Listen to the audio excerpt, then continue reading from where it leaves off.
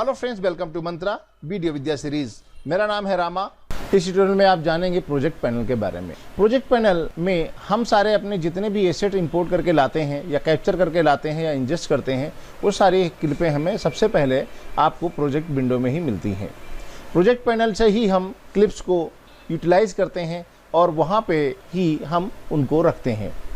Project panel आपके work area में सामान्य तौर पर जो लेफ्ट एरिया में अपर साइड में या लोअर साइड में आपको मिलता है, जिसको यहाँ पर ये प्रोजेक्ट नाम से जाना जाता है। ये प्रोजेक्ट यहाँ पर लिखा होता है। वैसे आपको बता दें, ज़रूरी नहीं कि ये इसकी लोकेशन आपको जब आप किसी सिस्टम पे काम करें लेफ्ट में या ऊपर ही उपलब्ध हो। वो यहाँ पर असेंबली या एडिटिंग या किसी मोड में जब चेंज करते हैं, इसकी पोजीशन कहीं और जा सकती है। इसलिए आपको चेक करना पड़ेगा ये कहाँ पर है। इसको थोड़ा सा हम बड़ा कर लेते हैं अपनी आवश्यकता अनुसार, हल्का सा, ज़्यादा बड़ा नहीं करते हैं। यहाँ पर हम आपको बताते हैं इसमें क्या क्या ऑप्शन उपलब्ध हैं। सबसे पहले आप देखेंगे जो ऊपर जो दिखता है ये पैनल टैब होते हैं। ये पैनल टैब इसमें दिए गए होते हैं। यहाँ से आप अलग अलग ऑप्शंस के बारे में जानकारी या काम कर सकते हैं। ये प्रोजेक्ट पैनल कर रहा है। जब जिस भी ऑप्शन को आप यहाँ सेलेक्ट करते हो, वहाँ पर एक ये ऑप्शन दिखता है, ये पैनल मीनू होता है। ये जैसे यहाँ पर ये 3 लाइनें दिख रही है ना, ये पैनल मीनू होता है। इस तरीके से यहाँ पर पैनल मीनू में आपको मिल जाता है। यदि यहाँ पर कई सारे और ऑप्शन होते हैं, जैसे इसको हमने छोटा कर दिया, तो हो सकता है कभी कभी आपको ये यहाँ पर एरो आपको राइट साइड के लिए दिखाई रहा हो। इसका मतलब होता है ये हिडन पैनल्स हैं। यहाँ पर कुछ ऑलरेडी हिडन में ये और पैनल्स हैं, जिनको आप यहाँ पर क्लिक करके ओपन कर सकते हैं, या विंडो को जब ओपन करेंगे तब वो आपको दिखाई पड़ेंगे इस तरीके से। इनके पैनल को आप आगे पीछे चेंज कर सकते हैं अपनी आवश्यकता अनुसार। जिसका ज़्यादा यूटिलाइज है उसको आप आगे पीछे करके इनके सीक्वेंस को आप बदल सकते हैं। इसके अलावा जब नीचे आते हैं, यहाँ पर फाइंडर बार है, फाइंडर एरिया है। यहाँ पर आप क्लिक करके किसी भी फाइल को आप सर्च कर सकते हैं। जैसे हम यहाँ पर बॉय टाइप करेंगे तो बॉय से रिलेटेड जितनी भी क्लिप यहाँ पर हमको मिलेंगी, वो सारी यहाँ पर केवल वही क्लिप्स आपको दिखाई पड़ेंगी जो आप यहाँ पर सर्च करेंगे या फिल्टर करेंगे। इसे फिल्टर करने के लिए भी बोलते हैं। ये जो आपको दिखाई पड़ रही है ऑप्शन, जो आपको दिखाई पड़ रहा है, ये आपको हेडिंग्स हैं। जो ऑप्शन जो आपको दिखाई पड़ते हैं ये हेडिंग्स होते हैं। इनके द्वारा हम कोई भी इंफॉर्मेशन यहाँ जो स्टोर होती है फाइल के बारे में या किसी फुटेज के बारे में, वो इन हेडिंग्स के अनुसार ही यहाँ पर आपको दिखाई पड़ती हैं। यहाँ पर आपके सामने क्या क्या ऑप्शन होती हैं, क्लिप्स होती हैं, सीक्वेंस होती हैं, स्टिल इमेज होते हैं और ऑडियो फाइल्स होती हैं। यहाँ पर आप देखिए क्लिप्स है, ये वीडियो फाइल का सिंबल है, ये टाइमलाइन सीक्वेंस का सिंबल है या टाइमलाइन कह सकते हैं, ये ऑडियो फाइल का सिंबल है। अब हम ऊपर जाते हैं तो यहाँ पर देखिए आपको ये स्टिल इमेज का सिंबल आपको दिखाई पड़ रहा है। सामान्य तौर पर जब हम यहाँ कोई फाइल लाते हैं, 4 प्रकार के ही सिंबल्स आपको इस प्रोजेक्ट बिन में मिलते हैं। या तो इमेज स्टिल इमेज होती है इस तरीके से, चाहे वो आपने फोटोशॉप से ले आए हों, जेपीजी फाइल लाए हों या नेट से डाउनलोड करके लाए हों, या आपने इंटरनल प्रीमियर प्रो की जो इंटरनल क्लिप्स होती हैं उनको लाए हो, वो इसी तरीके से इमेज में ही आती हैं। वीडियो फाइल का सिंबल हो सकता है और सीक्वेंस एंड ऑडियो फाइल का सिंबल। इस तरीके से आप क्लिप्स के सिंबल्स यहाँ पर अलग अलग होते हैं। इसके नीचे जब आप जाते हैं तो यहाँ पर आपको ये ऊपर नीचे ले जाने के लिए लिस्ट जो आपने बना रखा है, उसको देखने के लिए आप यहाँ पर ड्रैग कर सकते हैं। इस एरिया से आप क्लिक कर सकते हैं। ये आपको हॉरिजॉन्टल वर्टिकल दोनों तरफ आपको मिलता है, जिससे आपको काफ़ी राहत मिलती है। ये जो कॉलम होते हैं, इन कॉलम के द्वारा ही आप इन्फॉर्मेशन यहाँ इकट्ठा रहती है। अब नीचे चलते हैं, यहाँ पर लिस्ट व्यू। यहाँ पर आपको लिस्ट व्यू, जब आप इसको लिस्ट व्यू में देख सकते हैं या आइकन व्यू में देख सकते हैं। यहाँ पर आइकन व्यू में क्लिक करते हैं तो यहाँ पर देखिए कई सारे जितने भी आपकी फाइल्स हैं उनका जो है थंबनेल आपको दिखाई पड़ने लगेगा। ये आइकन व्यू है, ये लिस्ट व्यू है।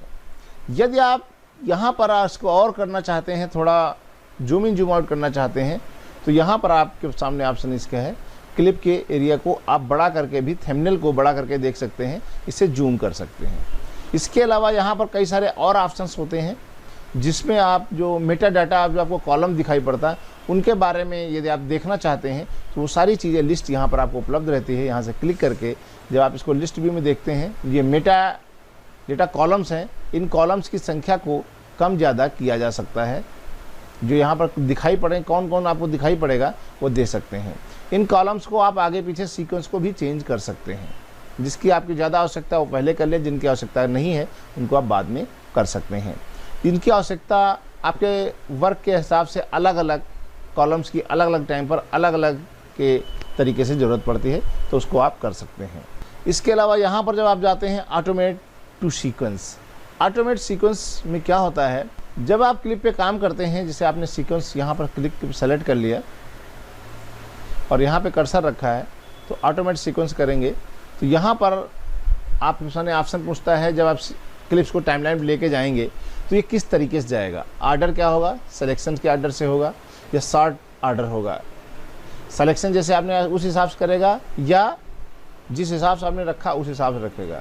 सीक्वेंसली रखना है, ओवरराइट करना है या इंसर्ट करना है, फ्रेम रेट क्या होना चाहिए, ओवरलैप करेंगे, क्लिप ओवरलैप करेंगे तो फ्रेम रेट क्या होगा, इन आउट का यूज़ करना है या नहीं करना है, और जो फ्रेम्स हैं पर स्टिल, यदि आप फ्रेम चला रहे हैं तो कितने स्टिल के फ्रेम के हिसाब से आएंगे, ये बाकी सारी चीज़ें यहाँ पर जानकारी होती है। इसको आप यहाँ पर कर दें और उसके बाद आप देखेंगे सारी क्लिप्स आपको यहाँ पर टाइमलाइन पर एक साथ टाइमलाइन पे इनको ला सकते। और इसमें क्या होता है, सबसे इसकी खास बात क्या होती है, यहाँ पर ऑटोमेटिक डिज़ॉल्व लगा हो रहता है। जब ऑटोमेट करते हैं तो यहाँ पर ये डिज़ॉल्व ऑटोमेटिक लगा दिया जाता है इस सिस्टम के अनुसार। यहाँ पर डिज़ॉल्व के लिए ऑप्शन यहाँ पर दिया गया है, अप्लाई डिफ़ॉल्ट ऑडियो ट्रांजिशन या वीडियो ट्रांजिशन। यदि आप चाहते हैं अप्लाई करें ट्रांजिशन तो ठीक है, नहीं चाहते हैं तो नहीं करेगा। अनचेक कर देंगे तो यहाँ पर ट्रांजिशन नहीं लगेगा। इस तरीके से आप यहाँ ऑटोमेटिक क्लिप्स को टाइमलाइन पे ला सकते हैं। यहाँ पर है फाइंड, कोई चीज़ सर्च करने के लिए यूटिलाइज करना है, आपको कोई चीज़ सर्च करनी है आपके उसमें, तो आप इसको यूज करके सर्च कर सकते हैं। यदि आपने यहाँ पर कोई कलर लेवल का यूटिलाइज किया है तो उसके हिसाब से यहाँ पर आप सर्च कर सकते हैं, सारा डाटा क्या है, केस सेंसिटिव रखना या नहीं रखना, और यहाँ पर आप उसका नाम वगैरह भी दे सकते हैं और सर्च कर सकते हैं। न्यू बिन, अभी हम आपको अगले ट्यूटोरियल में बताएंगे बिन का क्या रोल होता है। यह एक तरीके से यहाँ पर प्रोजेक्ट पैनल में एक विंडो, एक फोल्डर की तरह काम करता है, जिसमें हम अपने पूरे एसेट को, वीडियो फाइल्स को, ऑडियो फाइल्स को, सबको हम मैनेज करते हैं। न्यू आइटम, यहाँ पर क्या होता है कि प्रीमियर प्रो आपको कुछ क्लिप्स इंटरनल आपको जनरेट करने की क्षमता प्रदान करता है। यहाँ से कई सारी चीज़ें आप जनरेट कर सकते हैं, सीक्वेंस क्रिएट कर सकते हैं, offline clip, adjustment layer, titles, bar and tone, black video, caption का टेक्स्ट लिखना हो, कलर मैटे, बहुत यूज़फुल चीज़ है ये। HD बार एंड टोन, पहले इसकी बहुत ज़्यादा आवश्यकता होती थी, अब कम होने लगी है, अब ज़्यादा कुछ टेप पे काम बार एंड टोन की ज़रूरत पड़ती थी। काउंट डाउन लीडर, जैसे कोई चीज़ शुरू करते हैं उस समय, और ट्रांसपेरेंट वीडियो लेयर आपको चाहिए तो इस तरीके से कई सारी क्लिप्स को ये खुद जनरेट करता है, वो आप यहाँ से जनरेट कर सकते हैं। कोई फाइल आपको डिलीट करनी है तो आप यहाँ से डिलीट भी कर सकते हैं। तो इतने सारे ऑप्शन आपको यहाँ पर मिलता है, और ये स्क्रॉल बार्स हैं, इनको आप लेफ्ट एंड राइट को टर्न करके आप इसको आगे पीछे कर सकते हैं। यहाँ पर संख्या की लिखी रहती है, आप एक से ज़्यादा लेयर को सेलेक्ट करते हैं तो ये बताएगा कितनी आपने फाइल सेलेक्ट करके रखी हुई है और कितने फाइल्स आपके सिस्टम में ऑलरेडी यहाँ पर उपलब्ध हैं। तो ये रही आपके प्रोजेक्ट पैनल के बारे में जानकारी। यदि आप इस पर काम करना चाहते हैं प्रीमियर प्रो CC में, तो प्रोजेक्ट एक बहुत ही इंपॉर्टेंट पैनल है, इसके बारे में जानकारी आपको होनी चाहिए, क्योंकि यदि इसके बारे में जानकारी नहीं हुई तो आप यहाँ से काम करने में थोड़ी सी प्रॉब्लम होगी। हाँ, एक बात और, हम आपको जो डिलीट ऑप्शन बताया था, डिलीट ऑप्शन यदि आपने यहाँ से क्लिप डिलीट कर दी तो आपके टाइमलाइन से क्लिप डिलीट हो जाएगी। जैसे ये फाइल यहाँ पर पड़ी हुई है और हमने यहाँ से डिलीट कर दिया तो आपको ये डायलॉग बॉक्स आता है, इसमें आप पूछता है ये जो क्लिप आप डिलीट कर रहे हैं वो ऑलरेडी टाइमलाइन पर यूटिलाइज की जा रही है, आप इसके बावजूद आप चाहते हैं क्लिप को डिलीट कर दिया जाए, तो यस या नो। यदि एस कर देंगे तो क्लिप वहाँ से भी डिलीट होगी और यहाँ से भी डिलीट हो जाएगी। इसका मतलब ये है जितनी भी टाइमलाइन पे क्लिप्स आप यूज़ कर रहे हैं वो आपके प्रोजेक्ट पैनल में होना अनिवार्य है।